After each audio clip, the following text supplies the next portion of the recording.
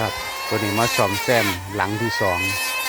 ตัวนี้ไปเบิดหลังคาเพราะว่ามันที่อยู่หนาล่มเลยคือเป็นเจิดพอดีล่มมากกระโดดใส่หลังนี้ครับหลังที่ผู้ว่าพวกแม่เพื่อคนมาหายเขาอยากให้ตัวนี้เป็นหลังมันอยู่นอกคงนะครับแค่บ้านก็เลยไปซ่อมแซม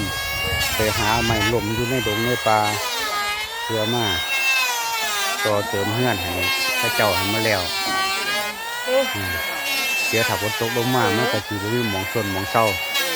นะครับเทศบาลก็มาร่วมหน่วยซอยกันทั้งกดทั้งใจทั้งกัดทั้งคืนตีนะครับขอบคุณพี่น้องทุกคนที่ซอยเรือซึ่งกันและกัน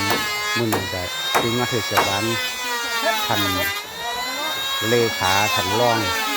คนกมาคือปรึกษาคนกมานำกับมาส่องมาให้กำลังใจชาวบ้านเป็นเพื่อนรังนะครับขอตัวผู้บริสุทธิ์นะครับผม